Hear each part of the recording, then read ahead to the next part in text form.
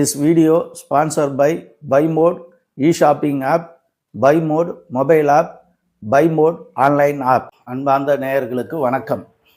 சிவசித்த ஜோதிட பயிற்சி மையம் உளுந்தூர்பேட்டை. பாஸ்கரா ஜோதிட கலாரத்னா ரவி. இன்று நாம் ஜோதிடத்தில் பார்க்க போவது கிரகங்களின் பாவகாரகம். 12 வீடுகளில் குரு அமர்ந்திருந்தால் எந்த வகையான பலன்களை கொடுப்பார் என்பதை பார்ப்போம். குரு ஒரு லக்கணத்திற்கு 1ஆம் வீட்டில் அமர்ந்திருந்தால் உண்மையானவர், நேர்மையானவர், பணிவு கொண்டவர், சுய சிந்தனை உடையவர், கௌரவம், தன்னம்பிக்கை, புத்தி கூர்மை, அரவணைத்து செல்லல், சாந்த குணம் கொண்டவர் போன்ற பண்புகளை குரு 1ஆம் வீட்டில் இருந்தால் வழங்குவார். குரு 2ஆம் வீட்டில் அமர்ந்திருந்தால் பணம், கஜானா, பொன்பொருள், உண்மையை பேசுதல், பிறர் மதிக்கும் பேச்சு, கற்பிக்கும் திறன், நகைகளை அணிந்து கொள்ளும் குணம் கொண்டவர்களாக, தங்கம் அதிகம் வைத்திருப்பவர்களாக இருப்பார்கள். குரு 3ஆம் வீட்டில் அமர்ந்திருந்தால் பத்திரம், ஸ்டாம்பு, காசோலை, பணம் மூலமான பேச்சு, உண்மையான செய்தி, சட்ட ரீதியான நடவடிக்கை, சட்டமுறை ஒப்பந்தம், அரசு நோட்டீஸ் போன்றவற்றை வழங்குவார். குரு 4ஆம் வீட்டில் அமர்ந்திருந்தால் சட்டமுறையான சொத்து, கல்வி மையங்கள், பொருள் உற்பத்தி, பெரிய நிறுவனம், ரியல் எஸ்டேட், நில ஆய்வாளர், உணவுப் பொருள் உற்பத்தியாளர், பட்டு, பருத்தி, மஞ்சள், உயிரின உற்பத்திகள் செய்யக்கூடியவர்களாக குரு 4ஆம் வீட்டில் இருந்தால் இருப்பார்கள்.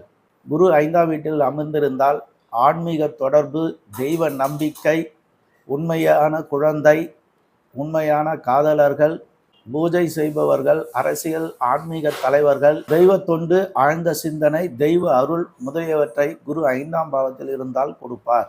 குரு 6ஆம் வீட்டில் அமர்ந்திருந்தால் பெரிய நிறுவனங்களில் வேலை, வங்கி பணி, பெரிய விருந்து விழாக்கள், விழா தலைவர், மருத்துவம், கொழுப்புள்ள சத்து உணவுப் பொருட்கள், ஊட்டச்சத்து மாத்திரை, கொழுப்பு நிறைந்த நோய்கள், பெரிய மனிதர்களிடம் கடன் பெறுதல், காசாளர், வங்கி மேலாளர், வழக்கறிஞர், சட்ட சம்பந்த துறைகளில் பணிபுரிபவர்களாக இருப்பார்கள். குரு 7ஆம் வீட்டில் அமர்ந்திருந்தால் அமைதி, அரவணைத்து செல்லும் மனைவி, கூட்டாளி, வர்க்கத்தில் தொடர்புடைய பெரிய மனிதர்கள், வியாபார வாடிக்கையாளர்கள் முதலியவை குரு 7ஆம் வீட்டில் அமர்ந்திருந்தால் கொடுப்பார்.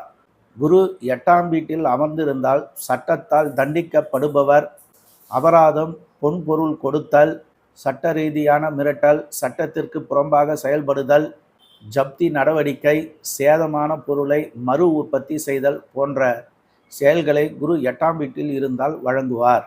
குரு 9ஆம் வீட்டில் இருந்தால் உயர்கல்வி, ஆசிரியர் கல்வி, சட்டப்படியான கல்வி, பேராசிரியர்கள், நாட்டின் நிதி பொறுப்பாளர்கள், உயர்ந்த ஞானம், தெய்வ தொண்டு, திருப்பணி, தர்மகத்தா, கோவில் நிர்வாகத்தால், தூதரக தலைவர், ஏற்றுமதி செய்பவர்கள் போன்ற செயல்களை குரு 9ஆம் வீட்டில் இருந்தால் வழங்குவார். குரு 10ஆம் வீட்டில் அமர்ந்திருந்தால் பெரிய நிறுவன பொறுப்பாளர்கள், வங்கி ஊழியர்கள், குழந்தை நல அமைப்பாளர், கௌரவ பதவிகள், கரன்சி நோட் அச்சடிக்கும் நிறுவனம், தங்க சுரங்க வேலை, தேசிய செல்வத்தை பராமரித்தல், நினைவு சின்னத்தை பாதுகாத்தல் போன்ற துறைகளில் பெரிய வேலைகளில் இருப்பார்கள். குரு 11ஆம் வீட்டில் அமர்ந்திருந்தால் உண்மை, ஞானத்தன்மை, நல்ல நண்பர்கள், மருமகன், மருமகள், சட்ட ரீதியாக விரும்பியதை செய்தல், எதையும் சட்ட ரீதியாக எதிர்பார்க்கும் குணம் கொண்டவர்களாக குரு 11ஆம் வீட்டில் இருந்தால் இருப்பார்கள். குரு 12ஆம் வீட்டில் அமர்ந்திருந்தால் சட்ட ரீதியான மறைமுக செயல், வருமான வரியில் மாட்டிக்கொள்ளல், பினாமி சொத்தை அரசு ஆக்கிரமிப்பு, புதையல், சட்ட ரீதியான சிறைவாசம், இரகசிய நிதித்துறை ஆய்வு, கள்ள நோட்டு, பத்திரம் அச்சடித்தல் போன்ற செயல்களை குரு 12ஆம் வீட்டில் இருந்தால் செய்வார்கள். இந்த வீடியோ பார்த்து கொண்டிருக்கும் அன்பர்கள் சப்ஸ்கிரைப் பண்ணுங்க, லைக் பண்ணுங்க, கமெண்ட் பண்ணுங்க, ஷேர் பண்ணுங்க. உங்கள் ஆதரவை நல்குமாறு கேட்டுக்கொள்கிறேன். சிவசித்தர் ஜோதிட பயிற்சி மையம் உளுந்தூர்பேட்டை. பாஸ்கரா ஜோதிட கலாரத்னா ரவி. நன்றி.